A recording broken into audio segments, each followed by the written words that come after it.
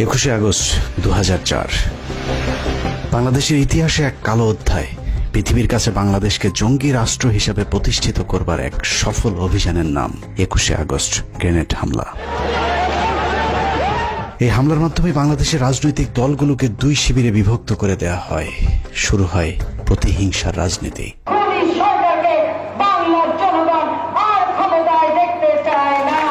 বাংলাদেশের রাজনীতিতে বিভাজনের সীমারেখা টেনে দিয়ে কার লাভ আর কার ক্ষতি সেই হিসেব করলেই বেরিয়ে যাবে কারা ঘটিয়েছিল নৃশংসতম সেই হত্যাকাণ্ডের ঘটনা। 2004 সালের 21শে আগস্ট আওয়ামী লীগের জনসভায় গ্রেনেড হামলায় মোট 24 জন নিহত হয়। নিহতের পর বাংলাদেশের কিছু গণমাধ্যম এবং আওয়ামী লীগের অভিযোগ যদি সত্যি হয় তাহলে বিষয়টা ঠিক এরকম দাঁড়ায়। যখন আমি গাড়িতে উঠছি তখন গাড়িতে গুলি, ওরা কোনোভাবেই যাতে এসকেপ করতে না পারে। শেখ হাসিনা এবং কিছু গণমাধ্যমের বক্তব্য অনুযায়ী আওয়ামী লীগকে নেতৃত্ব শূন্য করতে চালানো হয়েছিল এই হামলা। হামলাকারীরা শেখ হাসিনাকে মারতে এতটাই বদ্ধপরিকর ছিল যে শেখ হাসিনা নিজেকে বাঁচানোর জন্য যখন দৌড়ে গাড়িতে উঠছিলেন তখনও তার উপর গুলি চালানো হয়েছিল। যে গুলির দাগ তার ব্যবহৃত মার্সিডিজ গাড়িতে লেগে থাকার দাবিও করেছিল আওয়ামী লীগ। ভাগ্যক্রমে হাসিনাকে মারতে না পারলেও হাসিনার লোকজনের উপর চরম নির্যাতন চালানো হয়েছিল, এমনকি লাশ নিতেও নাকি বাধা দিয়েছিল তৎকালীন বিএনপি জামায়াত জোট সরকার। তারা ধর্মের কথা বলে অথচ আজকে লাশগুলি তারা দিচ্ছে না জানাজা পড়তে। বিএনপি জামাত সরকার নাকি এতটাই নৃশংস ছিল যে আহত আওয়ামী লীগের নেতাকর্মীদেরকে হাসপাতালে চিকিৎসা পর্যন্ত নিতে বাধা দিয়েছিল। এই গ্রেনেড কোথা থেকে এলো, কিভাবে ফুটলো, এবং এই জিনিসগুলি বিশেষভাবে তদন্ত হওয়া উচিত। এর বাইরেও এই ঘটনাকে কেন্দ্র করে যে মামলা হয়েছিল সেই মামলাতেও জজ মিয়া নাটক সাজানোর চেষ্টা করেছিল বিএনপি জামায়াত সরকার। 21শে আগস্টে গ্রেনেড হামলা ফুটেজ দেখাইছে, তো যদি এইভাবে স্বীকারোক্তি না দেস মার্ডার কেসের মামলা দেখায় তো আমরা খরচ পাই দেয়া। এতক্ষণ ধরে 21শে আগস্ট গ্রেনেড হামলা নিয়ে যে বর্ণনা শুনছিলেন তা হলো আওয়ামী লীগ, প্রথম আলো, ডেইলি স্টার আর ফারজানা রূপাদের বয়ান। সম্প্রতি এই মামলার সবশেষ সিদ্ধান্ত অনুযায়ী তারেক রহমান, লুৎফুজ্জামান বাবর সহ বিএনপির সবাইকে অব্যাহতি দেওয়া হয়েছে। এখন প্রশ্ন হলো তাহলে এই হামলা কারা করেছিল? 15 মিনিটসের আজকের অনুসন্ধান এক এক করে প্রতিটি প্রশ্নের উত্তর খুঁজে বের করার চেষ্টা করবে। হামলার ঘটনা কারা ঘটিয়েছিল সেটা জানার আগে শেখ হাসিনা কিভাবে সেই হামলা থেকে বেঁচে গেলেন সেটা দেখা যাক। শুধু শেখ হাসিনা নয়, ওই হামলাতে আসলে আওয়ামী লীগের কোনো কেন্দ্রীয় নেতাই মারা যায়নি। এমনকি হামলার পরিকল্পনা এমন ভাবেই করা হয়েছিল যাতে শেখ হাসিনার শরীরে ছোট্ট একটা আঘাতও না লাগে। ওনার ভিতরের কানে ইনজুরি হয়েছে, যার জন্য উনি এখন কানে কম শুনছেন।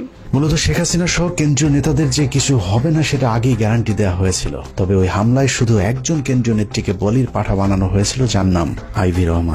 আইভি রহমানকে নিয়ে হাসপাতালে যখন এই রকম অবস্থা, এই জায়গা রক্তাক্ত, সেখানে পুলিশ লাঠিচার্জ করলো। আইভি রহমান সম্পর্কে দক্ষ অভিনেত্রী শেখ হাসিনা মাঝে মধ্যে যে মায়া কান্না করে থাকেন সেটা আসলে তার মনের কান্না নয়। মতিউর রহমান রেন্টু লিখেছেন, 1981 সালে শেখ হাসিনা দেশে ফেরার পর জিল্লুর রহমান তার স্ত্রী আইভি রহমানকে নিয়ে শেখ হাসিনাকে দেখতে গিয়েছিলেন। আইভিকে দেখে তেলে বেগুনে জ্বলে উঠেছিলেন শেখ হাসিনা। হাসিনা আইভিকে উদ্দেশ্য করে বলেছিলেন, আমার মাকে একদিনও শান্তিতে থাকতে দেননি, এখন আবার কেন এসেছেন? এ সময় জিল্লুর রহমান চোখ টিপে আইভি রহমানকে চলে যেতে বললে আইভি রহমান সেখান থেকে সরে যান। মূল ঘটনা হলো শেখ হাসিনার মা ফজিলাতুন্নেসা আইভি রহমানের সাথে শেখ মুজিবকে সন্দেহ করতেন, যে বিষয়টি নিয়ে মাঝে মধ্যেই পরিবারে ঝগড়াঝাটিও হতো। কিন্তু এত কিছুর পরও শেখ মুজিবের সবসময় আইভি রহমানের প্রতি ছিল একটা বিশেষ ভালোবাসার দৃষ্টি। অনেকেই বলে থাকেন আইভি রহমানকে খুশি করতে 1969 সালে শেখ মুজিব যুব মহিলা লীগ নামে নতুন আওয়ামী লীগের শাখা প্রতিষ্ঠা করেছিলেন, যে কারণে আইভি রহমানের মতো আনাড়ি একজন রাজনীতিবিদকে প্রথম কমিটির অর্গানাইজিং সেক্রেটারি পদ দিয়ে নূরজাহান মোর্শেদদের মতো অভিজ্ঞ রাজনীতিবিদদের পাশে বসার সুযোগ করে দিয়েছিলেন, যে বিষয়টা ওই সময়ের অনেক রাজনীতিবিদদের চোখেই দৃষ্টিকটু মনে হয়েছিল। যে কারণে আইভি রহমানের মৃত্যুতে পৈশাচিক আনন্দ উপভোগ করেছিলেন শেখ হাসিনা। কত নিখুঁতভাবে ভয়ঙ্কর এই হামলার ছক সাজানো হয়েছিল সেটা পরিষ্কার করতে আওয়ামী লীগ এবং শেখ হাসিনার ওই দিনের কয়েকটি কর্মকাণ্ড দেখলেই সবকিছু পরিষ্কার হয়ে যাবে। সন্ধ্যের তালিকায় প্রথমে মুক্তাঙ্গন থেকে সমাবেশের জায়গা পরিবর্তন। মুক্তাঙ্গনের যেই জায়গায় সমাবেশ ডাকা হয়েছিল তার দুদিকে খোলা রাস্তা, একদিকে জিপিও, অদূরে সচিবালয় অবস্থিত। মুক্তাঙ্গনের সমাবেশ করলে গ্রেনেড হামলার জন্য সুবিধামতো ভবনে অবস্থান করা সম্ভব হতো না, যে কারণে পুলিশের কাছে মুক্তাঙ্গনের সমাবেশের অনুমতি চেয়েও সমাবেশে নির্ধারিত সময়ের 2 ঘন্টা আগে হঠাৎ করে নেতাকর্মীদেরকে জানানো হয় মুক্তাঙ্গনের নির্ধারিত সমাবেশটি আওয়ামী লীগের কেন্দ্রীয় কার্যালয়ের সামনে অনুষ্ঠিত হবে। প্রশ্ন আসতে পারে, আওয়ামী লীগ তো আগেই জানতো মুক্তাঙ্গনের আশপাশে কোনো বড় ভবন নেই, তাহলে তারা কেন আগে থেকে দলীয় কার্যালয়ের সামনে সমাবেশ করার অনুমতি চায়নি? এর কারণ পুলিশ যদি আগে থেকেই জানতো যে আওয়ামী লীগ কার্যালয়ের সামনেই সমাবেশ অনুষ্ঠিত হবে, তাহলে তারা পর্যাপ্ত নিরাপত্তার ব্যবস্থা করতে পারত। কিন্তু পুলিশ যতক্ষণে দেখলো নেতাকর্মীরা সবাই মুক্তাঙ্গন খালি করে দলীয় কার্যালয়ের দিকে ছুটে যাচ্ছেন, ততক্ষণে শতভাগ নিরাপত্তা নিশ্চিত করার সময় শেষ হয়ে যায়। আইনশৃঙ্খলা বাহিনী যেন নিরাপত্তা নিশ্চিতের সুযোগ না পায়, এটাই ছিল তাৎক্ষণিক স্থান পরিবর্তনের মূল কারণ। মুক্তাঙ্গনে আওয়ামী লীগের 21শে আগস্টে গ্রেনেড হামলা হয়, ওইটার যে এই জনসভাটা হওয়ার কথা ছিল, এইখানে এটা সেটা হওয়ার কথা ছিল। আগস্ট থেকে এক প্লাটুন ফোর্স মোতায়েন ছিল সকাল 9টা থেকে, যাতে এখানে কোনো ধরনের সাবভার্সিভ কোনো কাজ কারবার কেউ করতে না পারে, কোনো নিরাপত্তা বিঘ্নিত ঘটাতে না পারে, এই জন্য সিকিউর করা ছিল পুরোটাই। ওনারা কাউকে না জানিয়ে, পুলিশকে না জানিয়ে চেঞ্জ করলো, তখন তো ধরেন একটা উল্টাপাল্টা কিছু একটা হয়ে গেল। সেটা আসলে ওনাদের দায়িত্ব ছিল আমাদেরকে জানানো। আওয়ামী লীগের ওই দিনের জনসভায় এরকম আরো অনেক অস্বাভাবিক ঘটনা ঘটেছে, যা সচরাচর আওয়ামী লীগের সমাবেশগুলোতে দেখা যায় না। যেমন শেখ হাসিনা প্রধান অতিথি হিসেবে পূর্ব নির্ধারিত এরকম একটি সমাবেশ কখনোই ট্রাকের উপর দাঁড়িয়ে ভাষণ দেননি।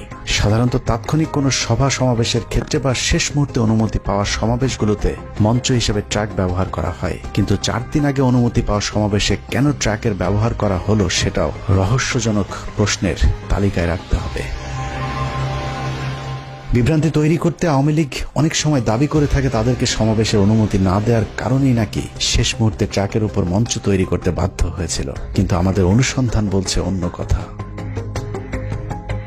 একটি গোয়েন্দা সংস্থা থেকে পাওয়া নথিতে দেখা যায় 2004 সালের 21শে আগস্টের 4 দিন আগে 17ই আগস্ট পুলিশের কাছে আওয়ামী লীগের উপদপ্তর সম্পাদক ওহিদুল ইসলাম স্বাক্ষরিত একটি আবেদন করা হয়েছিল। আবেদনে জিপিওর পার্শ্বস্থ মুক্তাঙ্গনের সমাবেশের জন্য জায়গা চাওয়া হলে পুলিশের তৎকালীন ডিসি পূর্ব সে আবেদনটি মঞ্জুর করেন। শেষ মুহূর্তে সমাবেশে অনুমতি পাবার যে দাবি আওয়ামী লীগ করে থাকে, সেটাও যদি সত্যি হয়, তাহলেও আওয়ামী লীগ যে স্থানে অনুমতি চেয়েছে সেখানেই সমাবেশ করার কথা, কিন্তু শেষ মুহূর্তে এসে আওয়ামী লীগ মুক্তাঙ্গনের পরিবর্তে কেন্দ্রীয় কার্যালয়ের সামনে সমাবেশ কেন করলো, সে উত্তর খুঁজে বের করতে হবে। সেদিন আওয়ামী লীগ কেন কার পরামর্শে স্থান পরিবর্তন করেছিলেন, তার উত্তর খুঁজে বের করতে পারলে 21শে আগস্ট হামলার অনেক রহস্য পরিষ্কার হয়ে যাবে।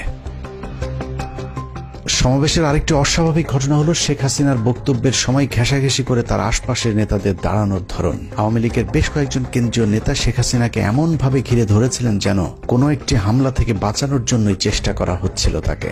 সূত্র জানিয়েছে, বক্তব্য শুরুর আগে শেখ হাসিনাই নাকি সবাইকে ডেকে ডেকে তার পাশে এসে বসার অনুরোধ করছিলেন। একই বিষয়ে আওয়ামী লীগের তৎকালীন প্রেসিডিয়াম সদস্য মহিউদ্দিন খান আলমগীর তার জবানবন্দিতেও উল্লেখ করেছেন। অথচ সাধারণত সভা সমাবেশগুলোতে শেখ হাসিনার সাথে কেন্দ্রীয় নেতাদের কিছুটা দূরত্ব বজায় রেখে দাঁড়াতে দেখা যায়। সাধারণত শেখ হাসিনা প্রধান অতিথি হিসেবে বক্তব্যের শুরুতে সব সময় তার পূর্বপুরুষের ইতিহাস সহ 15ই আগস্ট এমনকি 4 জাতীয় নেতার হত্যাকাণ্ডের সব ইতিহাস তুলে ধরে স্বজন হারানোর কি ব্যথা তা বোঝানোর চেষ্টা করে থাকেন। কিন্তু 21শে আগস্ট সমাবেশে শেখ হাসিনার বক্তব্যটি ছিল স্মরণকালের সবচেয়ে সংক্ষিপ্ত একটি বক্তব্য।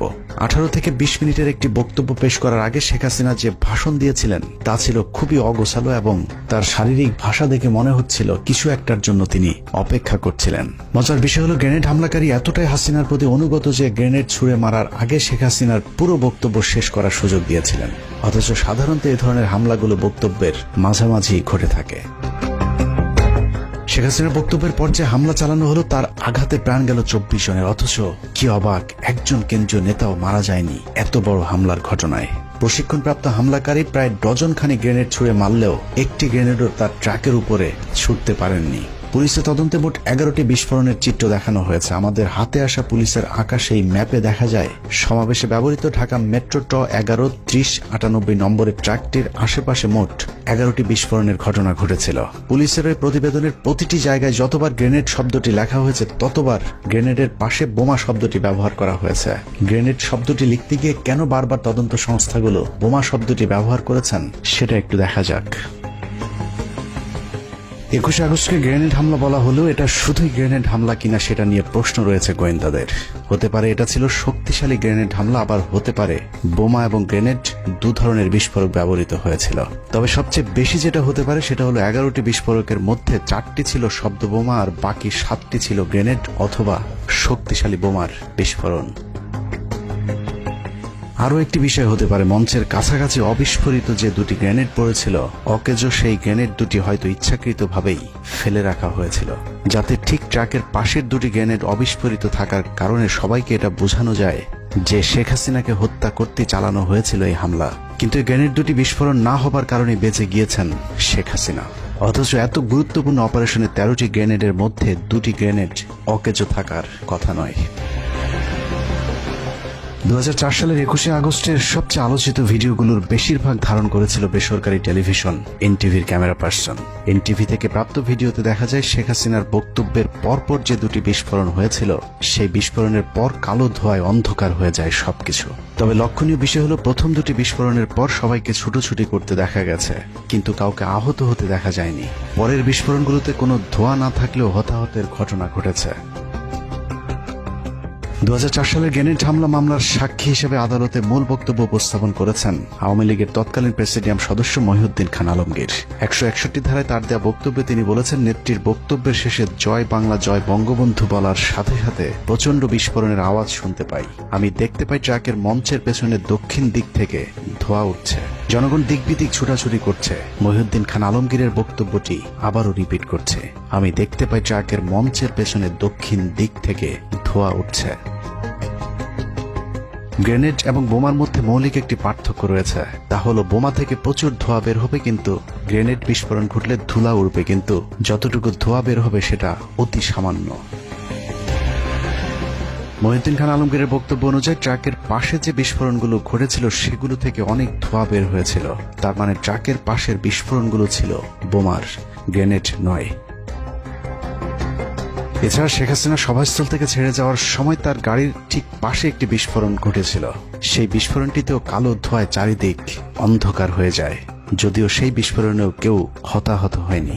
অতএব এখানে সন্দেহাতীতভাবে বলা যায় এই হামলায় মোট 2 ধরনের বিস্ফোরকের ব্যবহার হয়েছিল।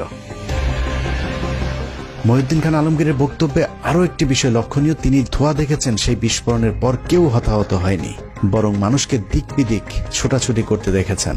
মঞ্চের এত কাছাকাছি গ্রেনেড বা শক্তিশালী বোমার বিস্ফোরণ হলে সেখানে তিনি মানুষকে আহত কিংবা রক্তাক্ত হয়ে পড়ে থাকতে দেখতেন, যেমনটা ট্রাক থেকে কিছুটা দূরে যে বিস্ফোরণগুলো হয়েছিল সেগুলোর ক্ষেত্রে ঘটেছিল। ট্রাক থেকে দূরে কর্মীদের উপর যেসব গ্রেনেডগুলোর বিস্ফোরণ হয়েছিল, সেখানে বিস্ফোরকগুলো এতটাই শক্তিশালী ছিল যে অনেকের দেহের বিভিন্ন অংশ শরীর থেকে বিচ্ছিন্ন হয়ে গিয়েছিল।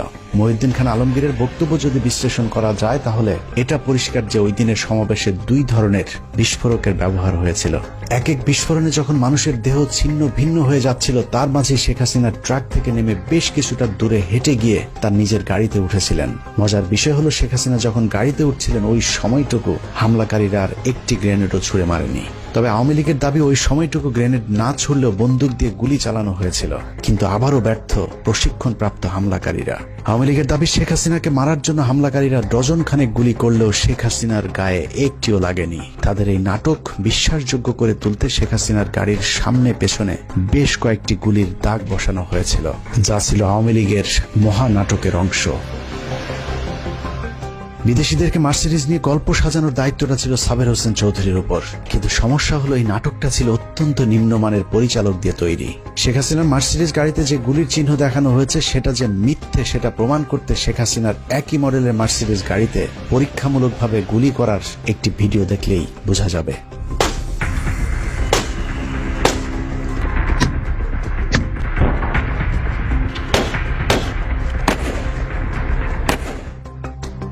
মার্সিডিজ গাড়ির ফিচার অনুযায়ী মার্সিডিজের বুলেট প্রুফ গাড়িতে গুলি করলে 9 মিলিমিটারের ছোট গুলি হলে গ্লাস থেকে পড়ে যাবে, আর যদি গুলির সাইজ 9 মিলিমিটারের চেয়ে বড় হয় সেক্ষেত্রে গুলি গ্লাসের ভেতরে ঢুকে বেঁকে থাকবে।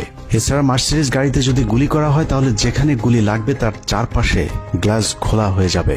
কিন্তু শেখ হাসিনার গাড়িতে গুলির যে দাগ দেখানো হয়েছে সেটা স্পষ্টভাবে বোঝা যাচ্ছে যে ড্রিল মেশিন দিয়ে গুলির চিহ্ন বোঝানোর চেষ্টা করা হয়েছে। শেখ হাসিনার গাড়িতে যে কোনো গুলি লাগেনি সেটার আরো প্রমাণ রয়েছে।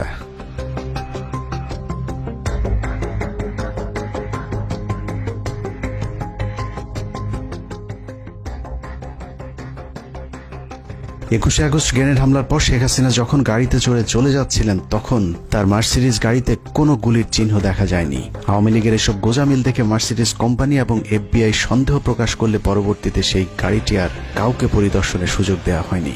আদালত থেকে গাড়িটি জব্দ করার আদেশ দিলে সবকিছু ফাঁস হয়ে যাবার ভয়ে সেই গাড়িটি পুড়িয়ে ফেলা হয়, যা অত্যন্ত সন্দেহজনক। খালেদা জিয়া সেখানে বলে দিল কি যে ওনাকে আবার কে মারতে যাবে, কিন্তু নিজেই গ্রেনেড নিয়ে গেছে, মানে আমি গ্রেনেড নিয়ে নিজে আত্মহত্যা করতে গেছি। 21শে আগস্টের রহস্যময় কথিত গ্রেনেড হামলাকে নিয়ে এভাবেই আওয়ামী লীগ পরিকল্পিতভাবে গুজব ছড়াতে থাকে। সরকারকে তদন্তে সহযোগিতার পরিবর্তে শেখ হাসিনা এবং তার ষড়যন্ত্রের অংশীদার কয়েকজন সাংবাদিক শুরু করে অবিশ্বাস্য মিথ্যাচার। যারা করেছে তারা দেশের শত্রু, জাতির শত্রু, জনগণের শত্রু। সেই শত্রু যদি যেই হোক তাকে আমরা স্পেয়ার করব না। এটা জাতির দুর্ঘটনা। যারা ওগুলো বিষয়বস্তুকে নিয়ে আসছে বর্তমান সংকটকে অন্যদিকে প্রবাহিত করার জন্য। আমরা আশা করব সেন্টিমেন্টের বশবর্তী হয়ে কথা না বললে প্রকৃত যারা অপরাধী তাদেরকে ধরার ব্যাপারে তারা যেন সহযোগিতা করে, ঘটনার প্রকৃত আসামি ধরা পড়ুক এবং তারা আমাদেরকে সহযোগিতা করে। ওনার প্রাথমিক রিপোর্ট পাওয়ার পরে যদি প্রয়োজন হয় সাহায্য নিতে হবে। আওয়ামী লীগের পক্ষ থেকে বলা হয়েছিল তৎকালীন বিএনপি সরকার নাকি আওয়ামী লীগের আহত কর্মীদেরকে চিকিৎসা দিতেও বাধা দিয়েছিলেন। প্রধানমন্ত্রী বেগম খালেদা জিয়া হাসপাতালের আইসিইউতে আইভি রহমান ও তারেক সিদ্দিকীকে দেখতে যান। বাস্তবতা হলো প্রধানমন্ত্রী খালেদা জিয়া গ্রেনেড হামলার পর নিজে হাসপাতালে গিয়ে আহতদের চিকিৎসার খোঁজ খবর নিয়েছিল এবং খালেদা জিয়া হাসপাতালগুলোকে নির্দেশ দিয়েছিলেন সর্বোচ্চ চিকিৎসা সেবা নিশ্চিত করবার।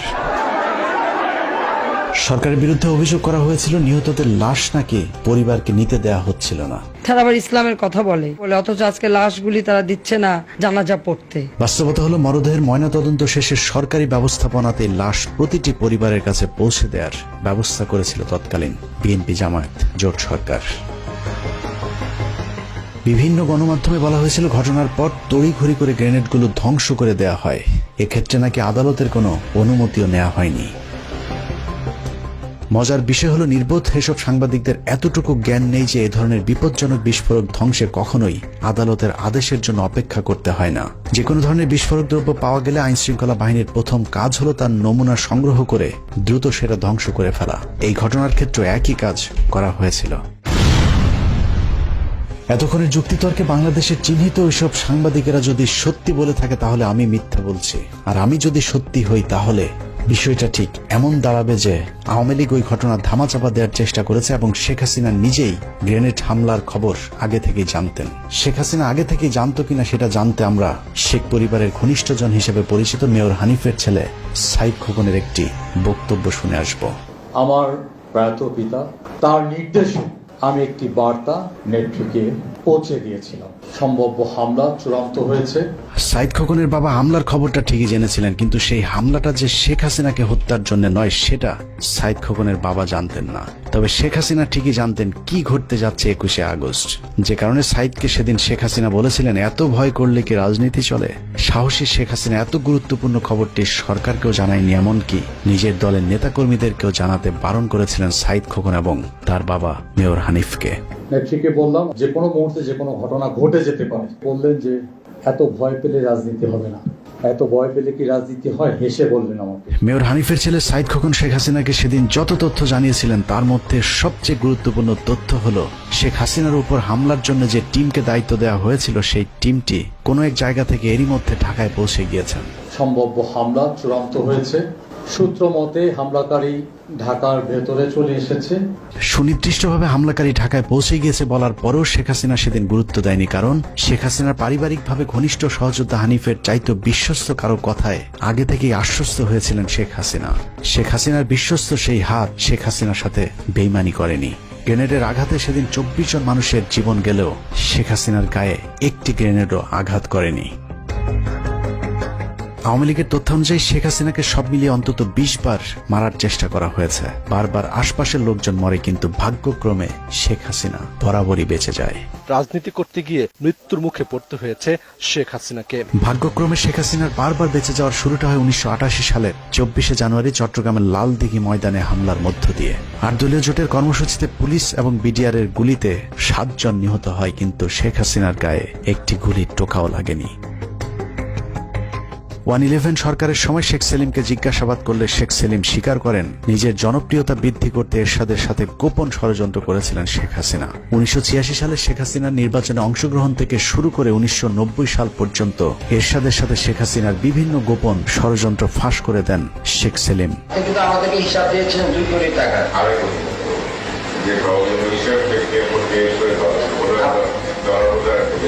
স্যার ওইটা ডিস্ট্রিবিউশনটা কি ছিল জানা স্যার?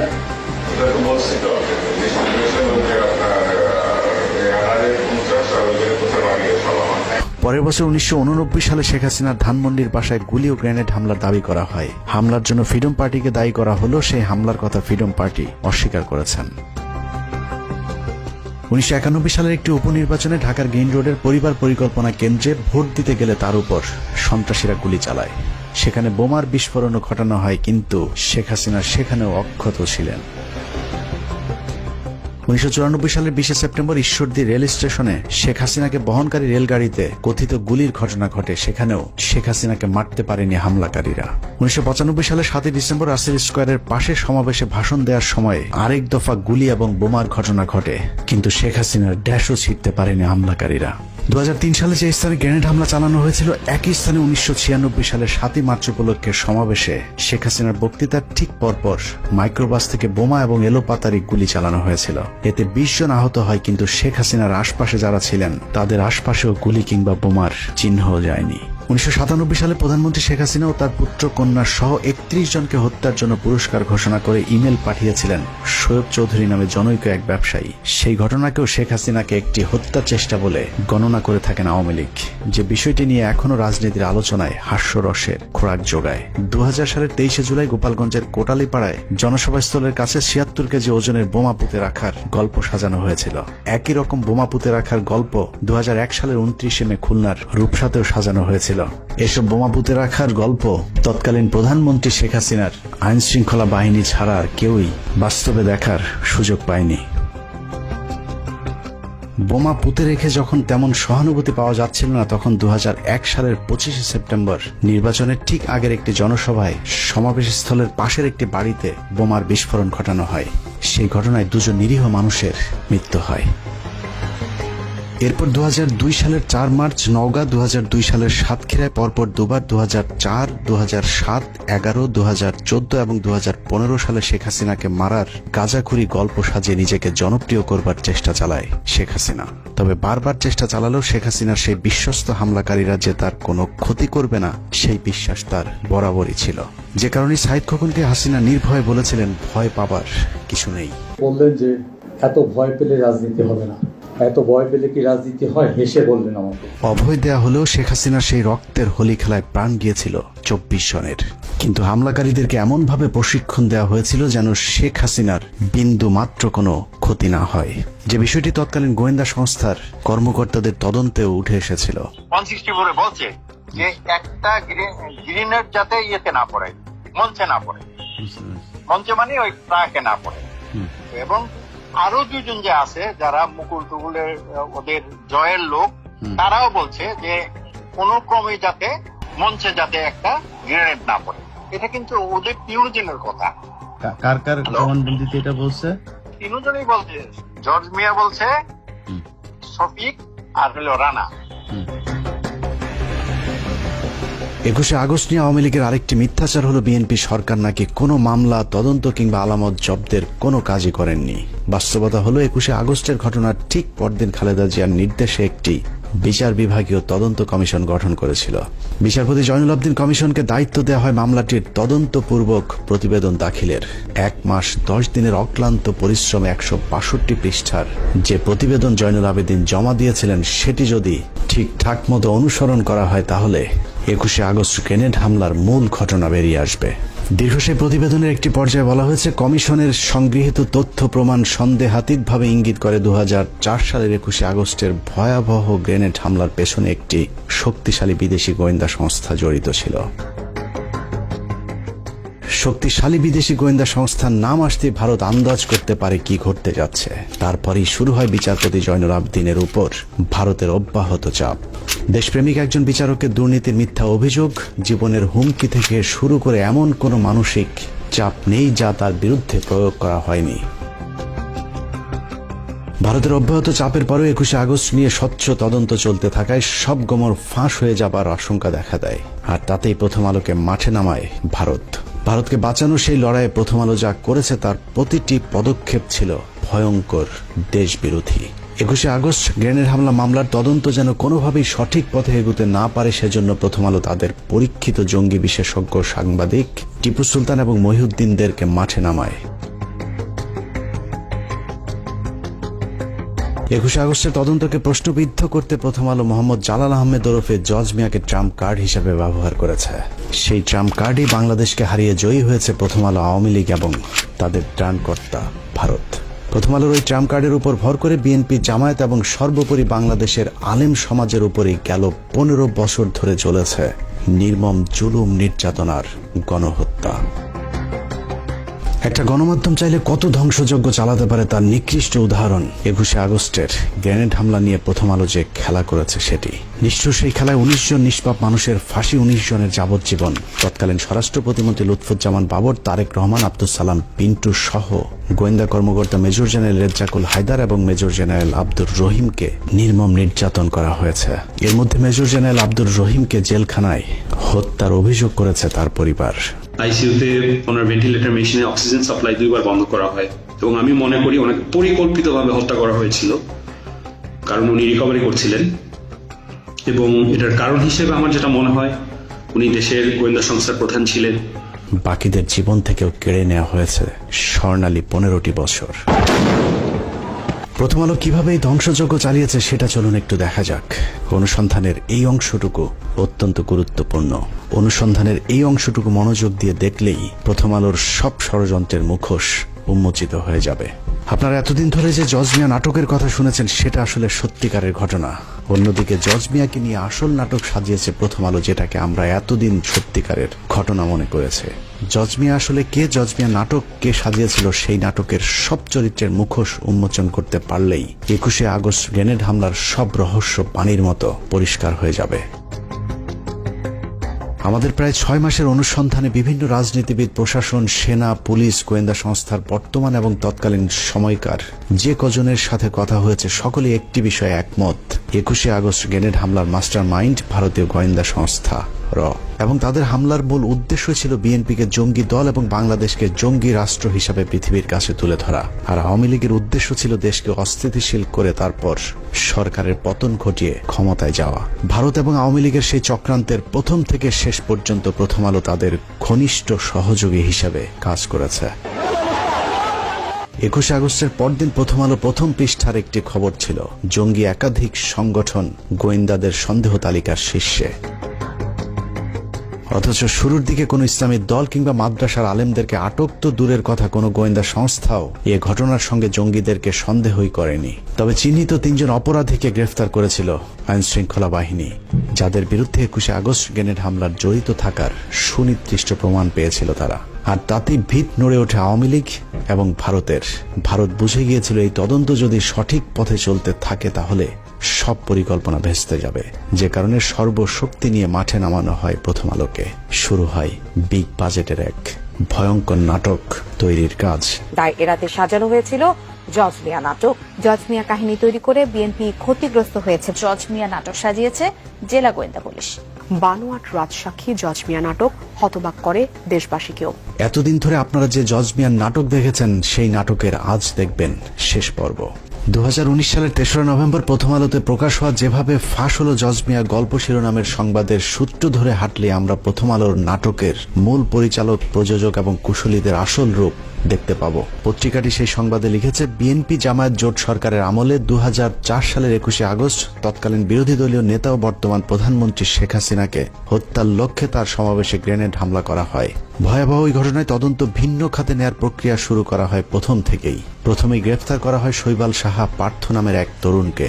কদিন পর মগবাজার এলাকায় সাবেক ওয়ার্ড কাউন্সিলর ও আওয়ামী লীগ নেতা মোখলেসুর রহমানকে। তাদের ফাঁসাতে না পেরে পরের বছর 2005 সালের 9 জুন নোয়াখালীর সেনবাগ থেকে ধরে আনা হয় জজ মিয়া নামের আরেক যুবককে। স্বীকারোক্তিতে জজ মিয়া বলেছিলেন তিনি আগে কখনো গ্রেনেড দেখেননি, গ্রেনেড ও বোমার মধ্যে পার্থক্য কি সেটাও তিনি জানেন না। 5,000 টাকার বিনিময়ে বড় ভাইদের নির্দেশে তিনি অন্যদের সঙ্গে গ্রেনেড হামলায় অংশ নেন। ওই বড় ভাইরা হচ্ছেন শীর্ষ সন্ত্রাসী সুব্রত বাইন, জয়, মোল্লা মাসুদ, মুকুল প্রমুখ।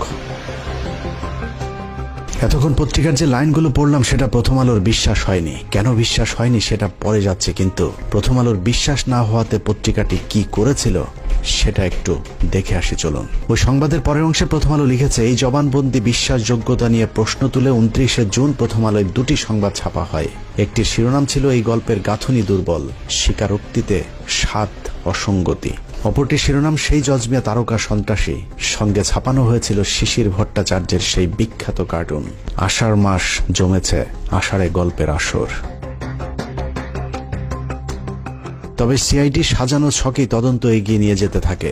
2006 সালের আগস্টে এই নাটকের পেছনের ঘটনা ফাঁস করে দেয় জজ মিয়ার ছোট বোন খুরশেদা বেগম। তিনি প্রথম আলোকে বলেন, জজ মিয়াকে গ্রেপ্তারের পর থেকে সিআইডি তার পরিবারকে মাসে মাসে ভরণ পোষণে টাকা দিয়ে এসেছে। জজ মিয়াকে গ্রেনেড হামলা মামলায় রাজসাক্ষী করতে সিআইডির প্রস্তাবের কথাও ফাঁস করে দেন তিনি। 2006 সালের 21শে আগস্ট প্রথম আলোয় জজ মিয়ার পরিবারকে টাকা দেয় সিআইডি শিরোনামে শীর্ষ প্রতিবেদন ছাপা হয়। এরপর জোট সরকার আর জজ মিয়া গল্প নিয়ে এগোতে পারেনি। প্রথম আলোর এই সংবাদটির তথ্যানুযায়ী 2005 সালের 9 জুন মোহাম্মদ জালাল আহমেদ ওরফে জজ মিয়া আটকের পর মোট 3টি সংবাদ ছাপা হয়। প্রথমটি এই গল্পের গাঁথুনি দুর্বল, স্বীকারোক্তিতে 7 অসঙ্গতি। দ্বিতীয়টি জজ মিয়া তারকা সন্ত্রাসী। এবং তারপরে সিআইডি একই পথে তদন্ত চালিয়ে গেলে 2006 সালের 21শে আগস্ট প্রথম আলো জজ মিয়ার পরিবারকে টাকা দেয় সিআইডি শিরোনামে তৃতীয় সংবাদটি প্রচার করেন। প্রথম আলোর সরল স্বীকারোক্তি, এই 3 সংবাদ প্রচারের পর জোট সরকার আর জজ মিয়ার গল্প নিয়ে এগোতে পারেনি। অর্থাৎ প্রথম আলো নিজেই স্বীকার করেছে তাদের কারণে জোট সরকার সেই তদন্ত আর এগিয়ে নিয়ে যেতে পারেনি। অনুসন্ধানের এতটুকু করে থেমে গেলে আপনার মনে হবে প্রথম আলোর অনুসন্ধানী সাংবাদিকতার কারণে পুলিশ আর জজ মিয়াকে নিয়ে তাদের নাটক পরিপূর্ণ করতে পারেনি। কিন্তু ঘটনাটা পুরোই উল্টো। নাটকটা আসলে তৎকালীন বিএনপি জামায়াত জোট সরকার করেনি, নাটকটা করেছিল প্রথম আলোর মতিউর রহমান এবং তার গুজব বাহিনী। জজ মিয়ার ব্যাপারে অনুসন্ধানে নেমে প্রথমেই আমরা খুঁজে বের করি সিআইডি তৎকালীন বিশেষ পুলিশ সুপার রুহুল আমিনকে। 21শে আগস্ট গ্রেনেড হামলার এই মামলার সাথে আপনি সম্পৃক্ত ছিলেন। আমার একটা জিজ্ঞাসা ছিল যে এই মামলাতে এই যে জজ মিয়া যে নাটকটা বলা হয়েছিল ওই সময়ে, যে জজ মিয়া নাটক, এই জজ মিয়া নাটকটা আসলে আপনারা কেন সাজালেন? এটা কেন করতে হলো? এটা শুরু করলো প্রথম আলো, কি জানি নাম, সুন্দর মতো কি সাংবাদিক, বুঝছেন, টিপু সুলতান, টাকা দেয়, এটা করে সেটা করে, টাকা দেয় মান্থলি দেয়, এটা দিয়ে শুরু করলো। প্রথম আলো যেরকম মিথ্যা শিরোনাম দিয়ে সংবাদ ছাপায়, এরকম পুলিশের বিরুদ্ধে নিরীহ মানুষকে ফাঁসানোর অভিযোগও কম নয়। সে কারণে আমরা রুহুল আমিনের কথা বিশ্বাস না করে নিজেদের মতো করে অনুসন্ধান শুরু করি। তবে আমাদের সন্দেহের তীরটা শুরু থেকেই ছিল প্রথম আলোর দিকে। প্রথম আলোর বিগ বাজেটের নাটকের প্রথম স্ক্রিপ্ট লেখা হয় 2005 সালে জজ মিয়া আটকের 20 দিন পর 29শে জুন। প্রথম আলোর সেই জজ মিয়া তারকা সন্ত্রাসী শিরোনামের সংবাদে কারো কোনো উদ্ধৃতি না দিয়ে পত্রিকাটি মন গড়াভাবে লিখেছে, গ্রেনেড কি জিনিস জীবনেও দেখেননি জজ মিয়া। ম্যাজিস্ট্রেটের কাছে স্বীকারোক্তিমূলক জবানবন্দি দিতে গিয়ে নিজেই বলেছেন, বোমা ও গ্রেনেডের মধ্যে পার্থক্য কি তিনি জানেন না। থানা পুলিশ বলেছে জজ মিয়া নিরপরাধ মানুষ, তার নামে থানায় কোনো মামলা নেই। প্রথম আলো ঘোষিত জীবনে কোনোদিন গ্রেনেড না দেখা নিরীহ নিষ্পাপ মামলা মোকদ্দমা মুক্ত জজ মিয়া সম্পর্কে আমাদের অনুসন্ধানে অন্তত 5টি মামলার সন্ধান পেয়েছি আমরা।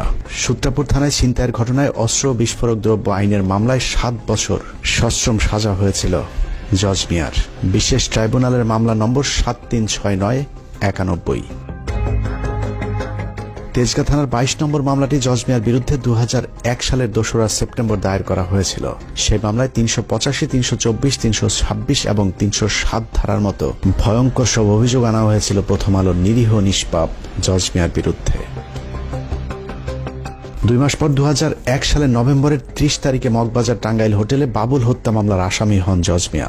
রমনা থানার 1 নম্বর মামলাটি 302, 34 ধারায় দায়ের করা হয়েছিল। 21শে আগস্ট গ্রেনেড হামলার কয়েক মাস আগে রাজধানীতে তার বিরুদ্ধে আরেকটি হত্যা মামলা হয়। গুলশান থানার রহমত হত্যা মামলার অন্যতম আসামি জজ মিয়া। প্রথম আলোর সাংবাদিকেরা এসব মামলাগুলোর সজ্ঞানে আড়াল করার পাশাপাশি জজ মিয়ার 164 ধারায় জবানবন্দিটাও গোপন করার চেষ্টা করেছেন। জজ মিয়া তার জবানবন্দিতে আরেকটি মামলার কথা স্বীকার করেছেন। সেখানে তিনি বলেছেন, তিনি টিকাটুলি অফিসার হলের পেছনে মেসে থাকতেন। সেখানে থাকাকালীন পুলিশ তাকে মেসের চৌকির নিচ থেকে বোমা ও অস্ত্র সহ গ্রেফতার করেছিলেন। সেই মামলায় তার 7 বছর জেল হয়েছিল। 2 বছর পর তার বাবা মা তাকে জেল থেকে জামিনে মুক্ত করান। প্রথম আলোর এত বিগ বাজেটের নাটকের শুটিং এর আগে জজ মিয়ার চার্জশিটটাও পড়ে দেখার সময় পায়নি প্রথম আলোর জঙ্গি বিশেষজ্ঞ সাংবাদিকেরা।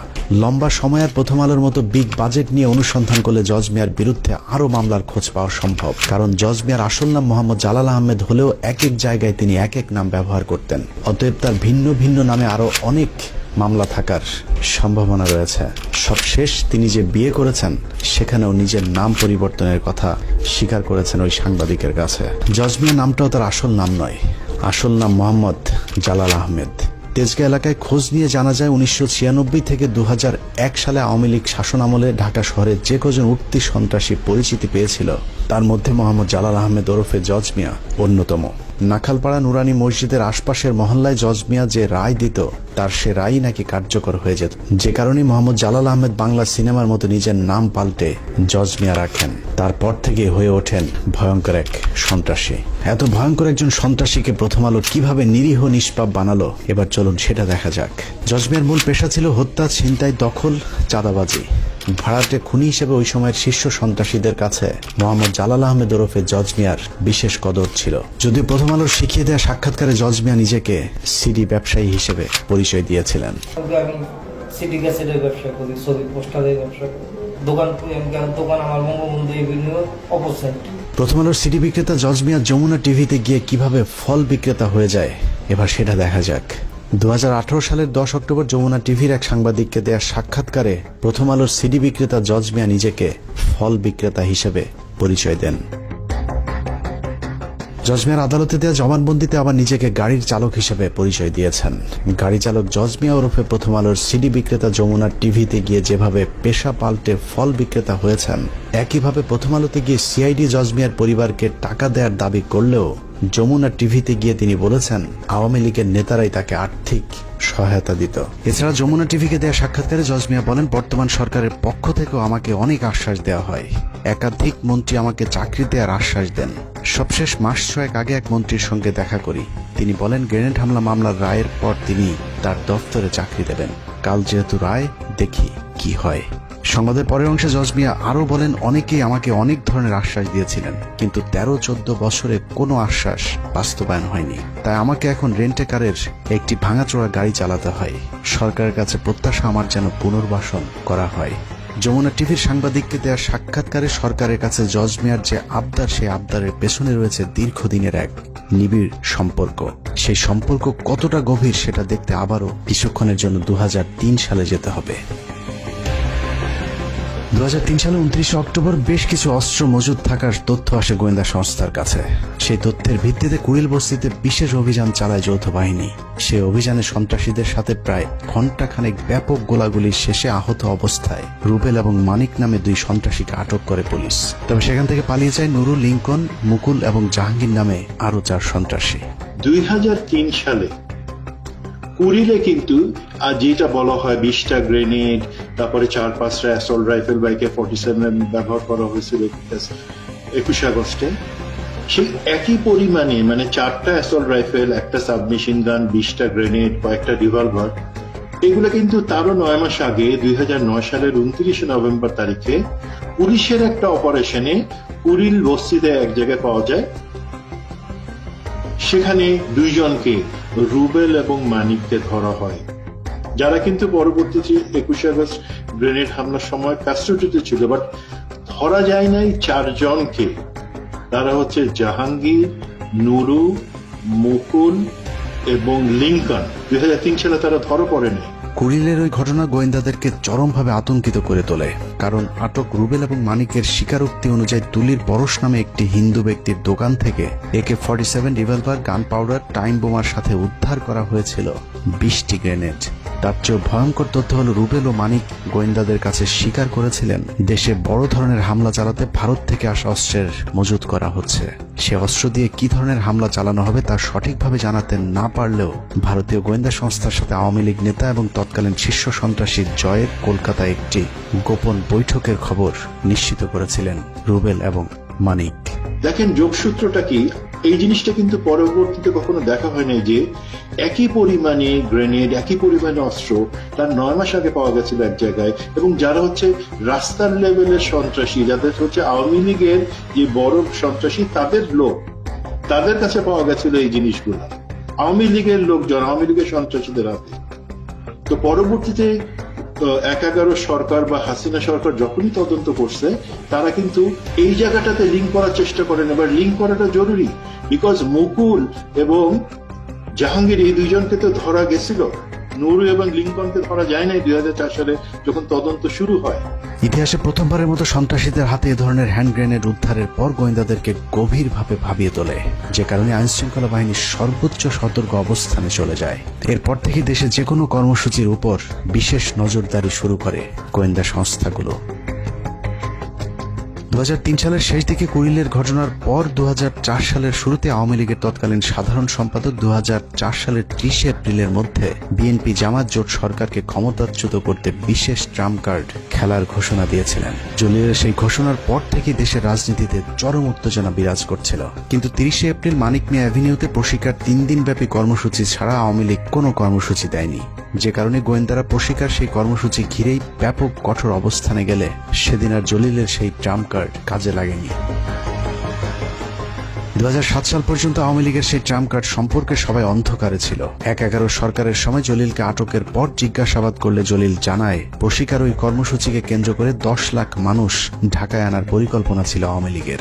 সেই মিটিংকে কেন্দ্র করে একটি নৈরাজ্যকর পরিস্থিতি সৃষ্টির পর সরকার পতনের পরিকল্পনা ছিল তাদের। প্রশিকার ওই কর্মসূচিকে ঘিরে বড় ধরনের হামলা চালিয়ে উত্তেজিত জনতাকে নিয়ে সংসদে ঢুকে পড়ার পরিকল্পনা ছিল আওয়ামী লীগের। জিজ্ঞাসাবাদে আব্দুল জলিল আরো জানান, বিএনপির তৎকালীন মহাসচিব আব্দুল মান্নান ভূঁইয়া, মাহিবি চৌধুরী, আবু হেনা সহ বিএনপির মোট 70 জন এমপির ওই দিন আওয়ামী লীগে যোগদান করার পর আওয়ামী লীগের নেতৃত্বে সরকার গঠনের পরিকল্পনা ছিল। আব্দুল জলিলের সেই ট্রাম্প কার্ড ব্যর্থ হওয়ার কারণ হিসেবে নিজেদের মধ্যে কোঅর্ডিনেশনের অভাবকে দায়ী করেছিলেন আওয়ামী লীগের সাধারণ সম্পাদক আব্দুল জলিল। যাই হোক, জলিলের সেই ট্রাম্প কার্ড যদি কাজে লাগতো তাহলে ওই দিনই 21 আগস্টের মতো আরেকটি ঘটনা ঘটতে পারত, কিন্তু গোয়েন্দা সংস্থার কারণে তা ব্যর্থ হয়, যে কারণে 21 আগস্ট গোয়েন্দা সংস্থাকে বোকা বানিয়ে হঠাৎ করে সমাবেশের স্থান পরিবর্তন করে আওয়ামী লীগ। গোয়েন্দা সংস্থা আগে থেকে নিরাপত্তা নিশ্চিত করতে না পারার কারণে আওয়ামী লীগ নির্বিঘ্নে গ্রেনেড হামলা চালাতে সমর্থ হয়েছিল। মিটিংটা শুরু হওয়ার কথা ছিল মুক্তাগরে 3টায়, কিন্তু সাধারণত ওনাদের মিটিং 3টায় বলা থাকলেও ওনাদের কর্মী নেতৃবর্গ আগে চলে আসে। মিনিমাম 3 ঘন্টা আগে ওদের মিটিং এর প্রাথমিক কার্যক্রম শুরু হয়ে যায়। তো সেই হিসেবে 12টায় ওখানে আমাদের হিসাবে শুরু হওয়ার কথা ছিল, কিন্তু সেটা ওখানে আমরা 1টা দিকে যখন দেখলাম যে মিটিং এর কোনো কিছু দেখা যাচ্ছে না, তখন আমরা খুঁজে জানতে পারলাম যে এখানে মিটিং অলরেডি শুরু হয়ে গেছে।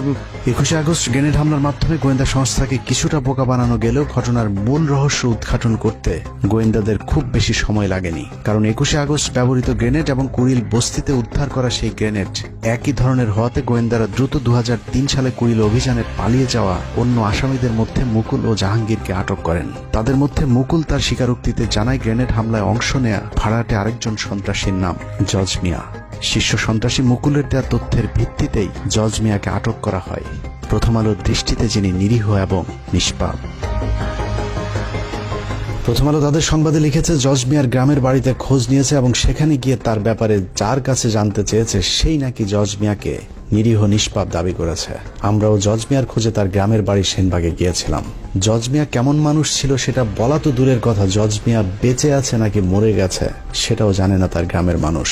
রাগাও দোয়ানো কিছু করো না, আগে আসে আবার পরে ঘটনা পরে গেছে, আমার আইয়ে না। আসলে জজ মিয়া সম্পর্কে এলাকার মানুষের জানার কথাও না, কারণ জজ মিয়ার পুরো জীবনে হাতে গোনা কয়েকবার গ্রামের বাড়িতে গিয়েছিলেন। এলাকায় খোঁজ নিয়ে জানা যায় 21 আগস্টের গ্রেনেড হামলার পর লম্বা সময় জজ মিয়া নোয়াখালীর গ্রামের বাড়িতে ছিলেন। এতটা লম্বা সময় তাকে কখনোই গ্রামে গিয়ে থাকতে দেখা যায়নি। হতে পারে গ্রেনেড হামলা মামলার ঘটনায় পুলিশ যেন তাকে সন্দেহের তালিকায় না রাখে, সে কারণে দীর্ঘ সময় তিনি ওই সময় গ্রামের বাড়িতে গিয়ে গা ঢাকা দিয়েছিলেন। জজ মিয়ার গ্রামের বাড়ির কেউ তার খবর না জানলেও জজ মিয়া সম্পর্কে সবকিছু জানে একমাত্র প্রথম আলো। আগে বলেছি, আমাদের সন্দেহের তীরটা ছিল প্রথম থেকে প্রথম আলোর দিকে, কিন্তু সেই সন্দেহ দূর করতে হলে প্রথম আলো যে জজ মিয়াকে ট্রাম্প কার্ড হিসাবে ব্যবহার করেছে সেই জজ মিয়াকে খুঁজে বের করা জরুরি। নোয়াখালী থেকে শুরু করে রাজধানীর তেজগাঁর নাখালপাড়া হন্যে হয়ে খোঁজাখুঁজির পর প্রায় 3 মাসের অপেক্ষা শেষে জজ মিয়ার সাথে কথা বলার সুযোগ হয়। মানে প্রথম আলো যে আপনাকে বলল যে এই যে আপনাকে নাকি পুলিশ টাকা টুকা দিত, সিআইডি আপনার মাসে মাসে আপনার পরিবারকে টাকা দিত, এটা তাহলে কেন বলতে পারে? না ভাই, আমি কারোর থেকে কোনো টাকা পয়সা পাই নাই। মোহাম্মদ জালাল আহমেদ ওরফে জজ মিয়ার সাথে কথা বলে আমরা যা জেনেছি তা এতদিন ধরে যা জানতাম তার 180 ডিগ্রি উল্টো। যে প্রথম আলো জজ মিয়ার পরিবারকে সিআইডি টাকা দিয়েছে বলে মিথ্যে সংবাদ প্রচার করেছে, বাস্তবে সেই প্রথম আলোই জজ মিয়াকে 2 লাখ টাকা এবং চাকরির প্রলোভন দেখিয়ে মিথ্যে সাক্ষী নিয়েছেন। প্রথম আলো আপনাকে কি কি সুযোগ সুবিধা দিয়েছে, কি কারণে প্রথম আলোর কথায় আপনি সব জায়গায় যাইতেন, প্রথম আলোর অফিসে যাইতেন? প্রথম আলো আপনাকে কখনোই কোনো টাকা পয়সা দেয়নি? হ্যাঁ, 2 লক্ষ টাকা কিন্তু আমার ট্রিটমেন্টের জন্য দিচ্ছে। এটা তো আমি কেউই আপনাকে টাকা টুকা দেয়নি? ওটা তো হয় নাই ভাই। তারপর মনে করেন আমি আরো টাকা ঋণ করে মনে করেন এই 2 লাখ টাকার অনুদান যে আপনাকে কে দিছে? এটা টিপু ভাই। টিপু? হ্যাঁ, টিপু সুলতান। মানে না, সেগুলি জানি। আমি একটা কর্মস্থলের ব্যবস্থা করে দেন, পরে বলছে ঠিক আছে দেখি আমরা একটা তাৎক্ষণিক ব্যবস্থা করে দেবো। প্রথম আলো সাংবাদিক টিপু সুলতানি জজ মিয়াকে বিভিন্ন সাংবাদিকদের সাথে ইন্টারভিউ করে দেওয়ার ব্যবস্থা করতেন। ওইসব সাংবাদিকদের সাথে কি বলতে হবে সেটাও ঠিক করে দিতেন প্রথম আলোর জঙ্গি বিশেষজ্ঞ সাংবাদিক টিপু সুলতান। প্রথম আলোতে এমনিতে কে আপনার সাথে যোগাযোগ করতো? প্রথম আলো আমি তার সাথে যোগাযোগ করতাম, আর কারোর সাথে। আর কারো কাছে আমার কেউ টিপু ভাইয়ের সাথে সাংবাদিকের লোকে ইয়া করে দিত, তারা আমার সাক্ষাৎকার নিত। মানে টিপু ভাই আপনাকে সবার সাথে সাক্ষাৎ করাই দিত, তাই তো? হ্যাঁ হ্যাঁ, অন্য সাংবাদিকের লোকে ইয়া করে দিত যে তুমি তার সাক্ষাৎকার তারা নিত। মানে উনি ওইভাবে বলে দিত যে কি কি বলবেন বা কিভাবে দিবেন, এরকম, তাই তো? জজ মিয়াকে তার নিজের মামলার বিষয়ে প্রশ্ন করা হলে প্রথমে অস্বীকার করলো, পরে মামলার কথা আমাদের কাছে স্বীকার করেছেন।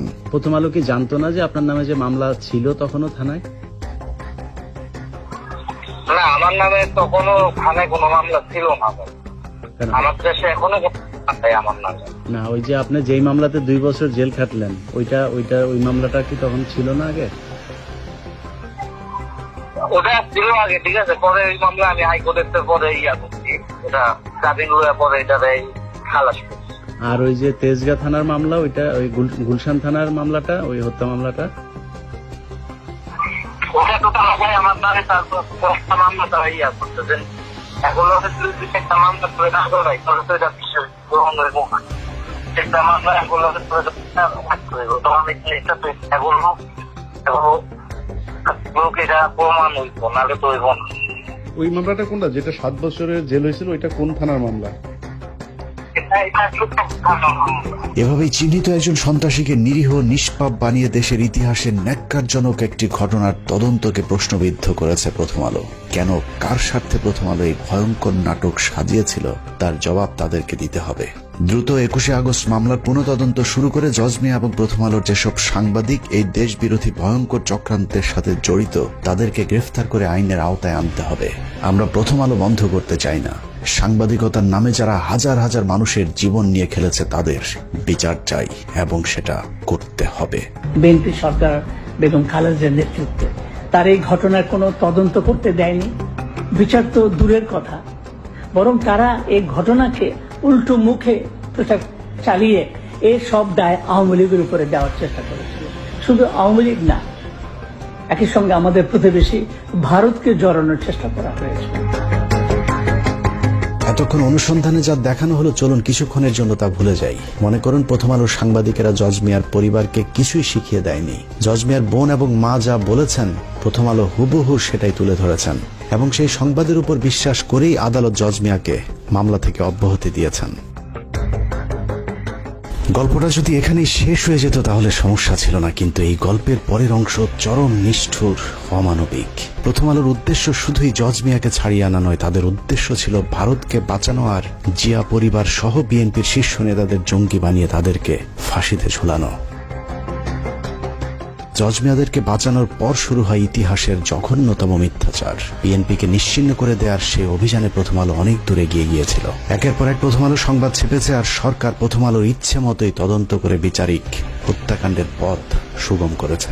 কথিত সেই বিচারের নামে নির্বিচারে মামলার আসামি করা হয়েছে তারেক রহমান, লুৎফুজ্জামান বাবর, আব্দুল সালাম পিন্টু, মেজর জেনারেল রেজ্জাকুল হায়দার, আব্দুর রহিম সহ এক ঝাঁক দেশপ্রেমিক মানুষদেরকে, যারা জীবন বাজি রেখে ভারতের হাত থেকে বাংলাদেশকে বাঁচাতে চেয়েছিল।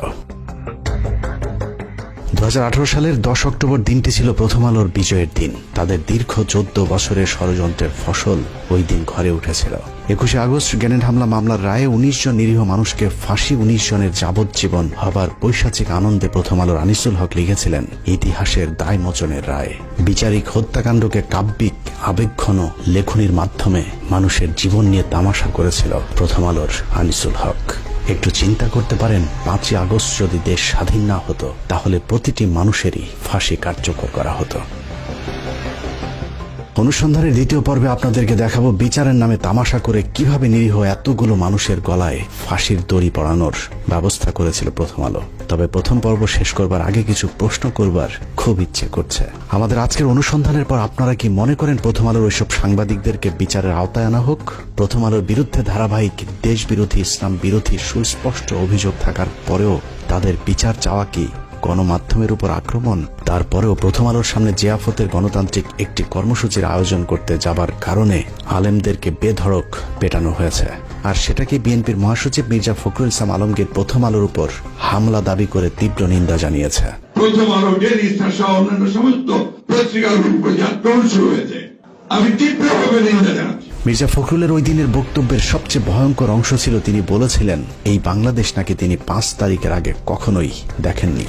তার এই বক্তব্যে প্রমাণিত হয়েছে ইসলাম বিদ্বেষী ফখরুল আগেই ভালো ছিলেন। 5 তারিখের পর তিনি প্রচন্ড অস্বস্তি বোধ করছেন। মানুষের জীবন নিয়ে ভয়ঙ্কর খেলা করা এসব সাংবাদিকদেরকে বিচার চাইলে যাদের জ্বলে উঠবে তাদেরকে চিনে রাখতে হবে। এটা কোনো রাজনীতি নয়, মানুষের জীবন নিয়ে খেলা করেছে প্রথম আলো। মির্জা ফখরুল বিএনপি জামায়াত যখন ক্ষমতায় ছিল তখন লুটপাট করেছে, আওয়ামী লীগের 15 বছরে আতাত করে চলেছে। সাধারণ বিএনপির কর্মীরা যখন জেলে গিয়েছে, গুলি খেয়েছে মির্জা ফখরুল ইসলাম আলমগীর তখন বাংলাদেশ থেকে টাকা পাচার করে অস্ট্রেলিয়াতে নিজের মেয়ে আর মেয়ে জামাইকে আলিশান জীবন যাপন করার নিশ্চয়তা দিয়েছেন। মির্জা ফখরুল সামনে বিএনপি ক্ষমতা এলে আবারও লুটপাট করবে, এটা চোখ বন্ধ করে বলে দিতে পারি। আবার যদি কখনো আওয়ামী লীগ ক্ষমতায় আসে তারপরেও ফখরুলের কিছুই হবে না, কারণ সেই পথটাও তিনি আগে ভাগেই খোলা রেখেছেন। শেখ মুজিবুর রহমানের যে মূর্তিটা ছিল সেই মূর্তিকে দড়ি বেঁধে টেনে ইঁচড়ে ফেলে দিচ্ছে। তিনি তো আমাদের নেতা ছিলেন, খারাপ লেগেছে। মাত্র 2 বান্ডেল টাকার জন্য মির্জা ফখরুল যেভাবে প্রথম আলোর 5 এটেছে, আর কিছু টাকা দিলে এরা দেশকেও বিক্রি করে দিতে পারে। অতএব মির্জা ফখরুলের মতো দুর্নীতিবাজ, ভারতীয় দালালদের মতো যেসব রাজনীতিবিদ প্রথম আলো ডেইলি স্টারের পাশে দাঁড়াবে তাদেরকেও এদেশের মানুষ শত্রু হিসেবেই চিহ্নিত করবে। কে বিএনপি আর জামায়াত করে দেখার একদম সময় নেই। প্রথম আলো ডেইলি স্টারের পাশে যে দাঁড়াবে তার বিরুদ্ধেই লড়াই চলবে। যে বাংলাদেশে মতিউর, আনিসুল, টিপু সুলতান আর মহিউদ্দিনরা মুক্ত বাতাসে থাকবে, সেই বাংলাদেশ কখনোই স্বাধীন থাকতে পারে না। সুযোগ পেলেই তারা আবারও এই পতাকাকে খামচে ধরবে, সেই সুযোগ যেন আর কখনোই না পায়। আল্লাহ হাফেজ।